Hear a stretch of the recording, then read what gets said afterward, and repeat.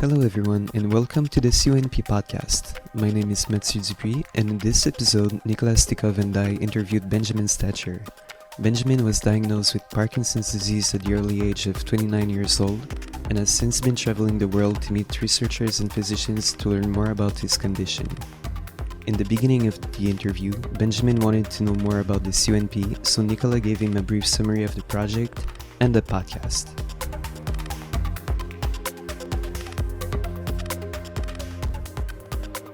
Who's the audience? Who are we talking to? Yeah, so maybe we can tell you a bit about the Canadian Open Neuroscience Platform. Are you aware of the CONP? Have you? I know of it just tangentially, but not. So basically, it's a pan-Canadian $11 million grant. Okay. The idea is to innovate in terms of infrastructure for making science open, but also innovate in terms of training the next generation of open neuroscientists that will incorporate some of these open science practices, and then create venues for spreading the word about open neuroscience. We have a podcast that usually so far has been just interviewing the people that are part of the CONP. You're the first time that we're actually kind of reaching out beyond, and in particular reaching out to patients. And then we're also developing a new publishing platform that will make it easier for people to share data, to share code, and to make the whole process a little bit more transparent in terms of the reviews, in terms of the way that we communicate our findings to the public. But generally, it sounds like other researchers, other people involved in finding... Primarily, it's researchers. So far, we've never, had a podcast that has kind of gone viral to a broader audience. No. I think it's more to rally researchers around a common idea.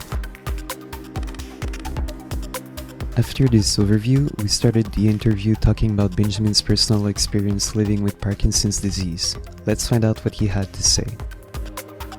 Thanks for agreeing to meet us today, Benjamin. Could you tell me a bit about how it was for you to be diagnosed at such a young age? Sure, and thank you for having me here, Matthew. So it came as a bit of a shock. I mean, my first symptoms started to appear about 3 years prior to that, when I was about 26 years old. And it took a little while for them to develop to the point where I needed to go see a specialist. This was about 6 years ago now. And there's an adjustment period that takes place. There's definitely a need. I mean, in the end, it's all about adapting to new circumstances, adapting to new realities in some ways as well. I mean, it takes time to come to the realization that the life that you were expecting to lead is not going to be exactly the one that you were going to get.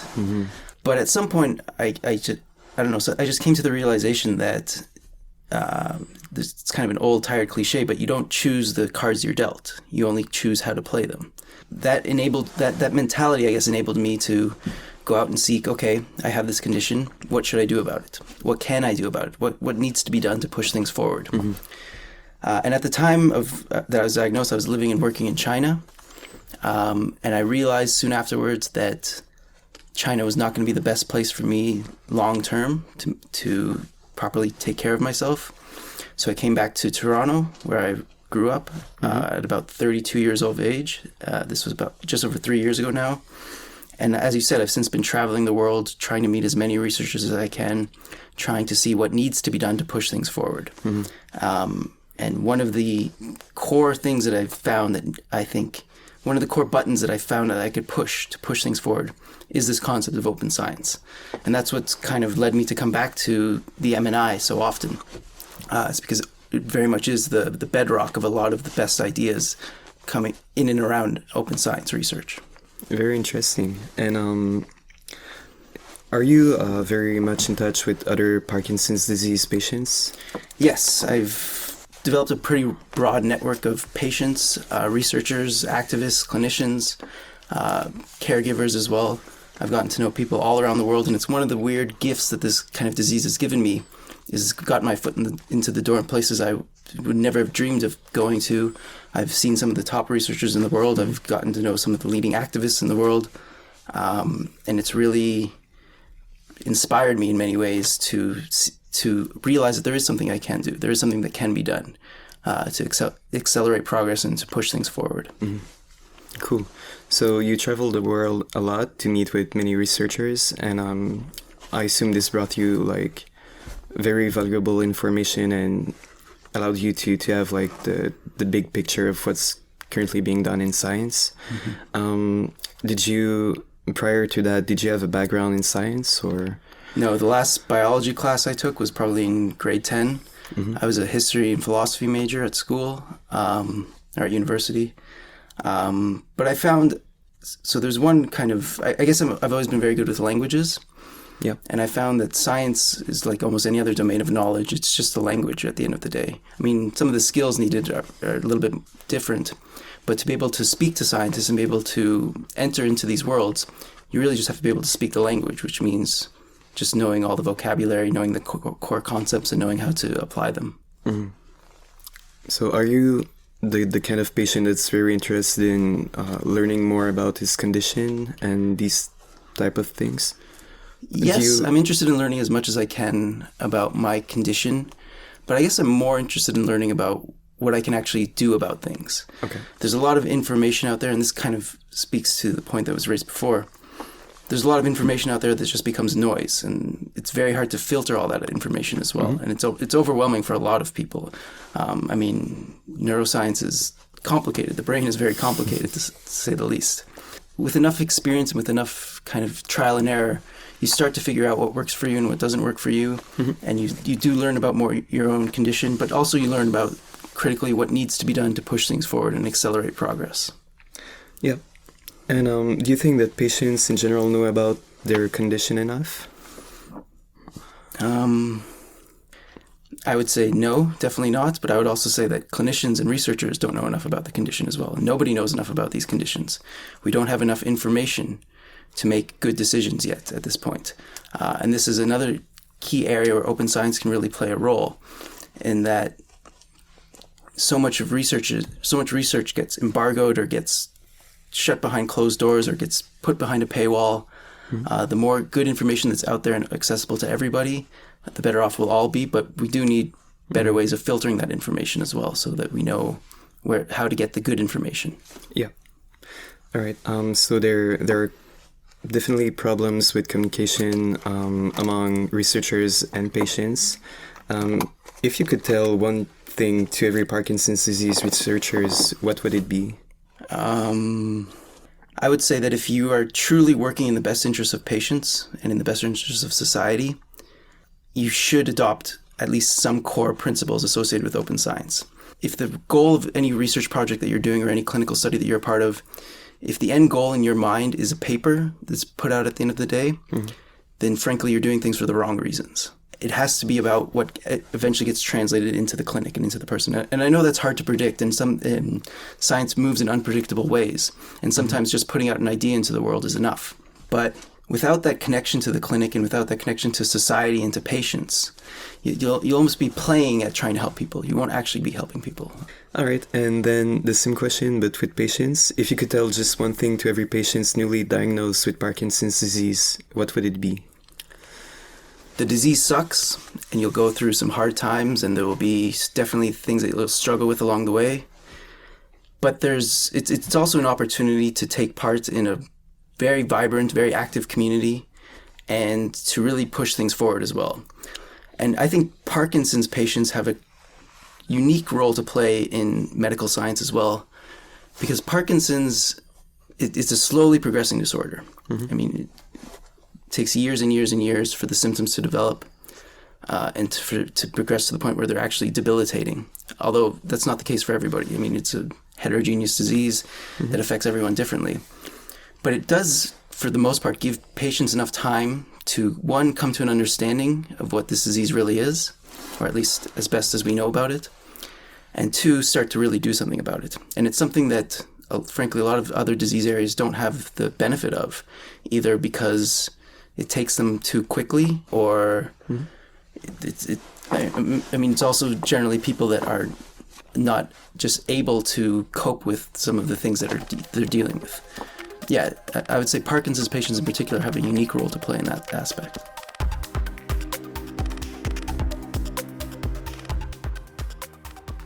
After asking Benjamin about his personal experience, Nikola started a discussion on the influence of open science and its impact on treatment discovery. This section of the podcast is more focused on scientific publishing and healthcare. there's this huge bottleneck in research. I mean, the amount of preclinical funding, the amount of preclinical research that gets done, the amount of papers that get published vastly exceeds the amount that actually gets translated. And there's a lot of reasons for that. There's a lot of reasons for why those bottlenecks exist. But whatever we can do to open that up a little bit, even if it's just a crack, will definitely help down the line spur innovation and spur more therapies and development. And a lot of it comes down, a lot of the reasons for why it's so congested and why there's just not a lot of flexibility in the system to allow things to go forward is because of things like proprietary, IP in general, and this incessant demand to hold on to information so you can get it into the right journal. I mean, those two things alone, if we could free up those spaces, I don't have the numbers, but I'm sure I've no doubt in my mind that if we were to revolutionize how we do those two things, it would open the floodgates to a wide variety of therapies and research. Yeah, and I think floodgates being a key word here. Yeah. Is there such a thing as too much information? Yeah, there could be. But I mean, from my perspective and from my endpoint, there's not enough going on. There's not enough in development. There's a great quote that I got from an interview I did with a professor named Bastian Bloem in the Netherlands. I'm trying to remember it exactly, but basically he said he sees a lot of basic scientists and even some clinical scientists as almost like bumblebees in some sense. They publish their paper and then they move on to the next flower without actually taking the time to germinate and pollinate what they've actually been working on in the past. And a lot of that just is a result of the way the system works, where there's just this incessant need to continue to produce new data, to continue to produce new information, because that's just the way things are done, the way things have always been done. And it's something that I've been glad to see here in Canada that I think is a little bit different. There's less of a need to adhere to the status quo, and there's more of a willingness to do things not just because that's the way we've done things in the past, but actually do things because this is the right way to go forward. So Alan Evans, who's the PI of the CONP, kicked off the platform by saying Canada is small enough to be manageable and large enough to make an impact. And I really do think we're operating in this sweet spot where we can do things in slightly different ways. We can get an entire country behind an initiative, which is what the CONP is. Being a Canadian or part Canadian yourself, what is your experience with Canada and the research that's done here compared to other countries?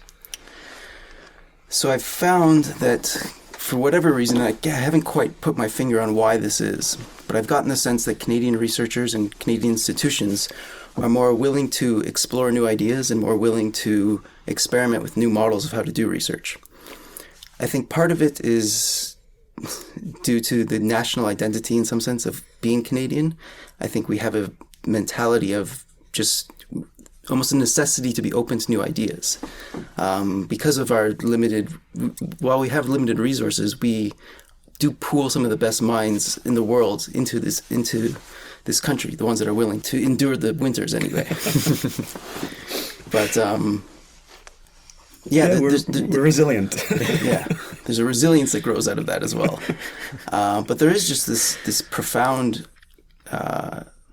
embrace of new ideas that I think is unlike anywhere else in the world, really. And I've had the chance to go and explore research centers all over the world, and I've really come away with the sense that there's just, I don't know, less conservatism in some sense, more willingness to, like I said, explore new ideas and traverse new grounds. I think that does go hand in hand with this concept of frugality, like a small country, or, small by population, definitely not by size, limited resources, even the way that our science is funded, when you look comparatively between the sizes of the grants in Canada and the States, you'll see that our grants are smaller, and we need to be very efficient with the way we use them. Yeah. So collaboration is kind of encouraged. And also, given the fact of our geographic neighbor to the south, I think we have this mentality that we're kind of almost a little ant on top of an elephant in some sense. So we have no choice but to find new and innovative ways to get creative about how to do things. So here you are in Montreal for the Open Science in Action inaugural symposium. What was your primary motivation for coming to this event? I guess just to generally promote open science initiatives here in Canada. I think open science is a necessity for drug development and drug discovery going forward. And anything that I can do to help push those messages along, I'm more than willing to do. How much experience do you have with the open science movement? So not as much as I'd like. It's something that I first, I think, became aware of about a year or two ago. I started to learn a little bit more about some of the bottlenecks that were kind of embedded in the system. It's just something that as soon as I heard the idea, I naturally gravitated toward. I mean, just something that makes so much sense almost intuitively, that we would try to make research as open and as accessible to as many people as possible. And open science is many things to many people. It's kind of like a Rorschach test, you know, like everybody sees something different about open science. Yeah. So, you know, there's open data, there's open code, open review, lack of IP. Which aspect, reproducibility in science, which aspect of open science do you identify with the most, or you think is the most pertinent for your activities? I guess it is the open access to information more than anything else. I mean, I can't tell you how many times I've followed up on a study, or as a patient, one of the biggest struggles that we often go through is not a week goes by that I don't have some family member or some friend telling me about some new research that they discovered in some part of the world. So I have to go and dig into it myself, and I often find that there's paywalls all over the place. So I can't actually get access to the information that I need to make an adequate assessment of the research. So open science obviously opens that door. I mean, as soon as a publication becomes open to the public, anyone can read it. The more I dug into it, the more I realized that science in general, the way it works is very much like the monastery systems back in the Middle Ages in Europe, where only a select group of individuals had access to the libraries even, or could read for that matter. We've almost reinvented that monastic way of thinking about things because of this paywall system that we've developed here in the way we do science. On top of non-transparent peer review, which makes the language very obtuse and makes us use a lot of jargon, on top of different conflicts of interest that come from the lack of transparency. So I agree that we have really closed up our science to outsiders. It's kind of like this initiation that happens, and once you speak the language, then you can proceed to conduct your research. Exactly, and there is some good to that. I mean, there is some necessity. You don't want everybody to gain instant credibility and gain instant awareness of everything. There has to be some filter system that goes through it as well. But there must be a better way of doing things than the way we are doing things now, and open science seems to be an avenue that might get us there. So you've started a blog. It's called Tomorrow Edition. Given that we want to open up the floodgates, would you consider yourself to be somewhat of a gatekeeper for good information? No.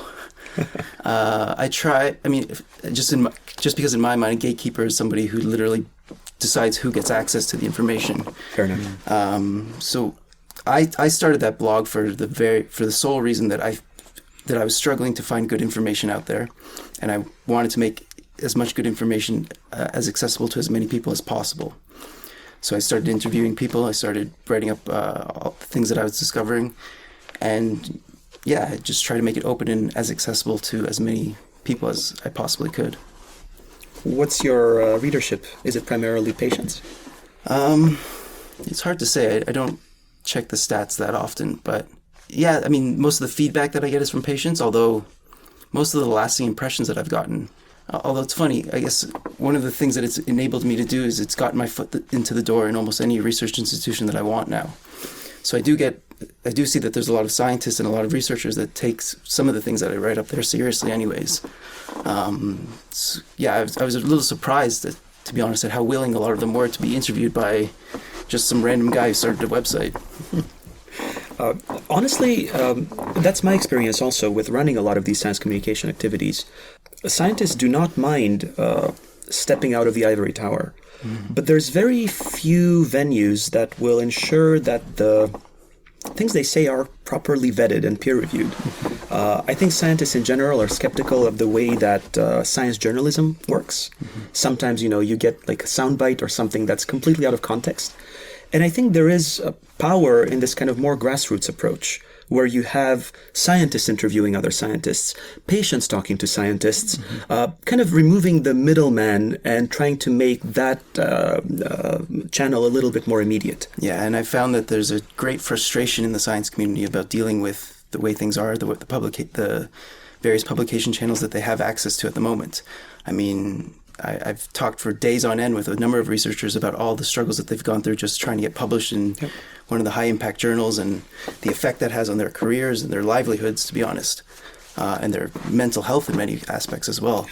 And yeah, I think that a lot of them are more than happy to gravitate towards anything that might give them a little bit more flexibility and a little bit more reach as well. So that's the channel of communication, both in terms of publishing a paper, but then also making the findings known. But then there are other aspects of research that slow down progress, in particular, slow down drug development. In your opinion, why does drug development take so long? Well, one, it's a difficult process. I mean, it's very hard to make a drug. It's a laborious process that requires a lot of diligent work and a lot of steady hands guiding the ship. But there are also some key bottlenecks that make it, the way we've systematized the process of drug development doesn't enable us to, as rapidly as we possibly could, develop a new drug. So I often think if we were to reboot the system, how would we do it? How would we start it up again to enable us to get drugs out into the public to enable new therapies that are properly tested and properly vetted out into the public as quickly as possible? And I don't have all the answers, but I'm confident that the way we do things now is not what we would choose. And I'm pretty sure as well that a lot of the mandates and a lot of the principles behind open science is something we would naturally gravitate towards. Actually, there's a researcher here at McGill that illustrated this to me very well. Her name is Heidi McBride. Yes. In an interview I did with her, she very clearly elucidated just how narrow-minded, in some sense, that a lot of researchers are. I mean, they're forced in many ways to pick a very, very specific domain of knowledge and push that domain of knowledge as far as they can. But what that creates is a funnel in which they don't have access, in many respects, to knowledge outside of their particular domain. So the more we can do to open up those channels, the better off I think we'll ultimately be at the end of the day. One problem I see is just the incentive structure. It's true, a lot of us are niche, a lot of us are over-specialized and not collaborating enough. But it has to do with what scientists get credit for. Unfortunately, the publication remains our primary currency. And, you have the grant, that's kind of the hard cash. But then you have the papers, which are kind of the monopoly money that we throw around to prove that we are respected scientists. Yeah. When we try to develop open source tools, software, make data available, unfortunately, promotion committees don't credit that as much. In your experience, what kinds of incentives would make us more likely to be more transparent and share more? Well, there's another researcher at the EPFL, his name is Hilal Lachelle, who I think put it very well. And that is, if a lot of scientists, especially the ones working on disease areas, but even the ones that are just working on general biology and understanding what a human is, I think if they were forced to sit down in front of taxpayers and patients and explain why they do the things that they do, they would be forced in many ways to come up with different answers. Often the reason is, I need to get my name in this journal. I mean, that's the primary reason that's driving so much research forward. Imagine going up to a patient and explaining that I have this data, it might help you, but I can't get it out into the public for 3 years because I need to make sure that I have everything that I need to get it into this paper. I mean... So I guess what you're implying is we should turn the tables and you should interview me so that I can convince patients that the work we do is relevant. Yeah. Well, that's an interesting concept. I think it's definitely a direction in which we could take this podcast. And I really thank you for taking the time. It's been really valuable talking to you. And who knows, maybe on another occasion we can turn the tables and have a patient interview researcher. I'm more than happy to, anytime you want. Thank you.